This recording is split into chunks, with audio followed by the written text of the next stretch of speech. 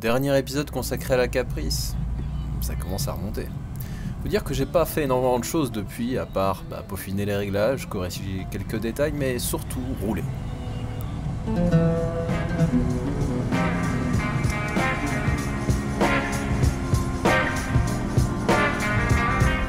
Et rouler avec, c'est ce qu'on faisait le soir du 31 décembre avec pour objectif de rallier une station de moyenne montagne. Peut-être que c'était un peu ambitieux pour l'un des premiers longs trajets de la voiture.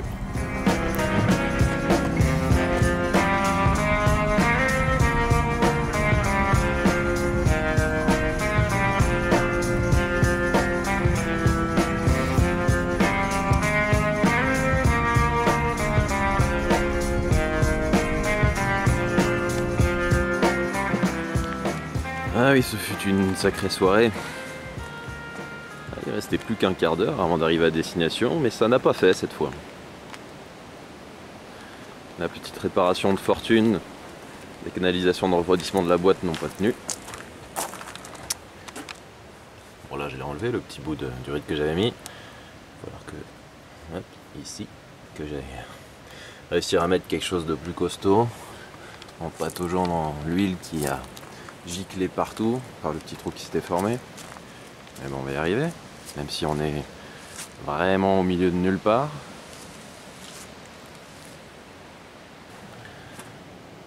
Petit bout de canalisation provenance du ride de direction assistée. On va bien voir si ça tient le coup cette fois.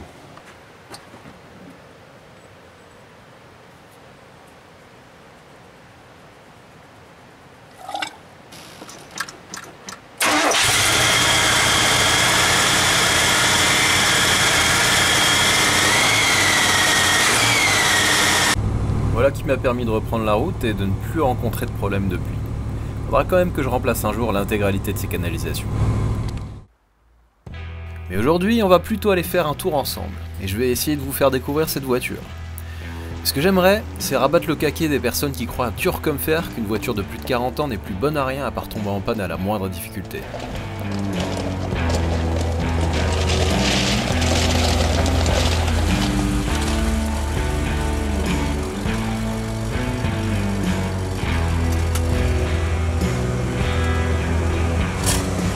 Pour ceux qui débarquent, on a affaire ici à une Chevrolet Caprice dont la génération débute en 77 pour s'achever au début des années 90. Vous l'avez vu dans quantité de production du petit et grand écran hollywoodien sans peut-être lui prêter la moindre attention. Et ça peut se comprendre tant elle était surreprésentée. Ça traduit bien le succès qu'elle a pu rencontrer sur le continent américain. Sur nos routes françaises, il n'est absolument pas évident de se rendre compte à quel point ces 5,40 m étaient considérés comme une petite taille dans la catégorie des berlines full size. Une petite révolution en termes d'encombrement et de poids.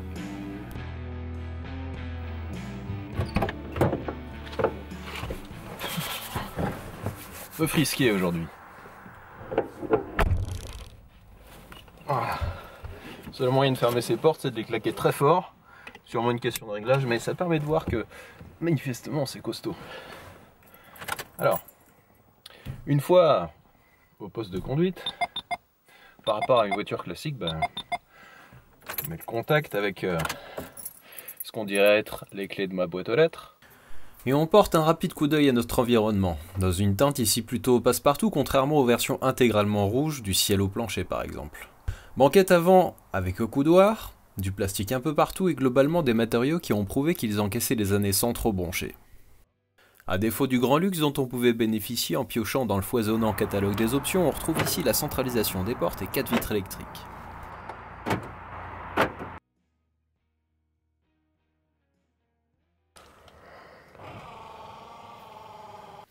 Les essuie-glaces proposent 2 vitesses de balayage ainsi qu'une intermittence dont on peut régler la fréquence en tournant le bouton. En appuyant dessus, les gicleurs entrent en action, mais attention, uniquement quand les essuie-glaces sont en position haute. Quelle attention aux détails. Vous avez ici reconnu mon horloge faite maison, absolument pas d'origine, et là vous pouvez admirer le magnifique éclairage d'ambiance qui permet de vérifier qui a marché dans une merde de chien. Sous cet interminable panneau d'acier, on a la chance d'avoir un V8 5,7 litres et pas l'un des 6 cylindres proposés en entrée de gamme.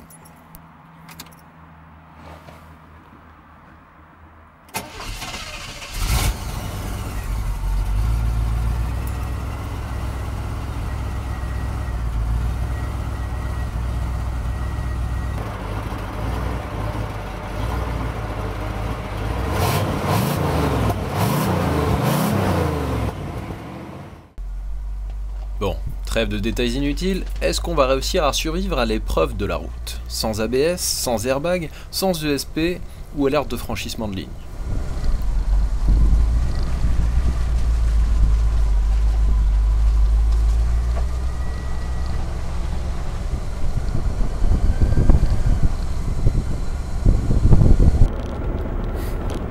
Évidemment, dans ces années-là, la direction est ultra légère. Avec un doigt, on y arrive très bien. Ça fait aussi partie du plaisir avec ces voitures, puisqu'elles ne sont pas franchement faites pour distiller des énormes sensations en termes de conduite sportive.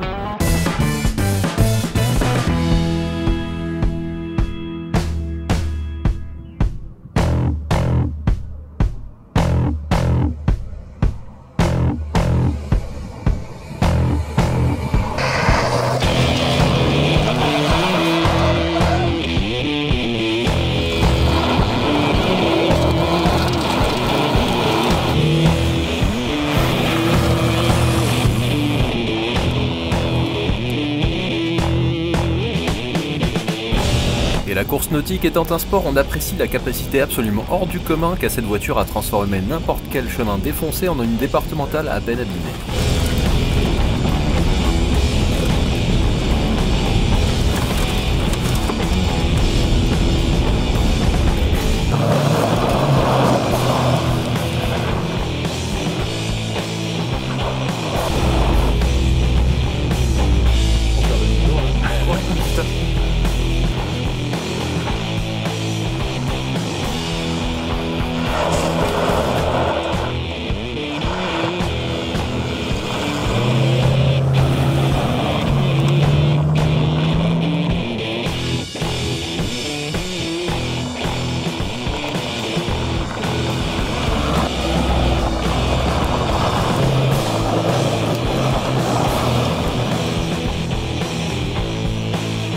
Même avec des pneus arrière vieux de plus de 15 ans, il ne se passe absolument rien d'imprévisible en faisant n'importe quoi avec.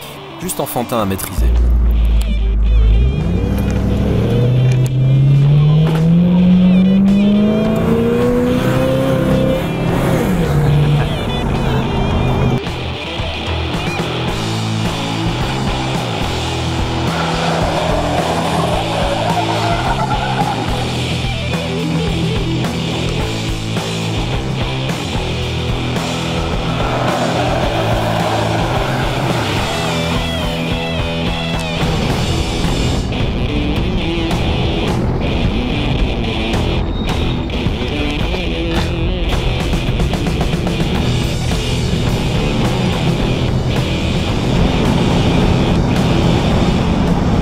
Une voie ferrée. Oh putain, droit devant. On va mourir. Oh putain. Merde. Merde, c'est plus facile. Ouais. Ah bon, bah il y avait une voie ferrée. On l'a passé? Ouais. Après cette petite crise de folie, reprenons une activité normale.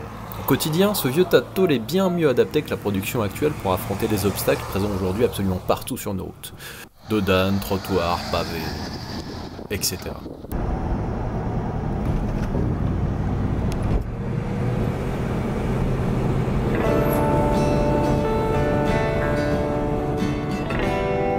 Elle appartient à une époque où les constructeurs automobiles souhaitaient encore que leur image de marque repose sur une fiabilité à toute épreuve et les construisaient donc en fonction.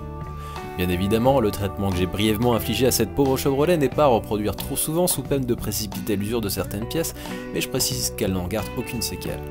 Je me suis vraiment éclaté durant ces quelques minutes et je comprends qu'elle ait pu tant servir au cinéma d'action pour ses évidentes qualités en matière de tenue de route. On est bien loin de l'idée reçue qui voudrait qu'une voiture ancienne, qui plus est américaine, soit un cercueil roulant. Je ne nie pas les progrès évidents en matière de tenue de route entre les années 70 et aujourd'hui, encore plus en termes de freinage et de sécurité, mais je crois qu'il est bon de nuancer ce que le marketing aimerait nous faire croire, à savoir que tout ce qui a plus de 10 ans n'a sa place qu'en déchetterie. Quand je vois ça, encore plus dans cet état de saleté avancé, je me dis que j'aimerais à jamais cette patine qui traduit des dizaines d'années de vie partagées entre un conducteur et son moyen de transport, de liberté.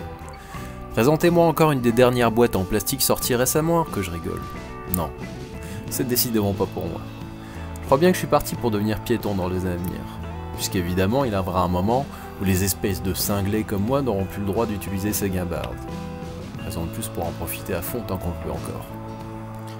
Donc, je vais continuer à les entretenir du mieux que je peux, et à apprécier la simplicité apparente de mécanique sur lesquelles les ingénieurs ont planché nuit et jour pour qu'on puisse conduire ces machines magnifiques de complexité. Ce que vous voyez là, on ne pourra plus le découvrir que dans les livres d'histoire d'ici à quelques dizaines d'années.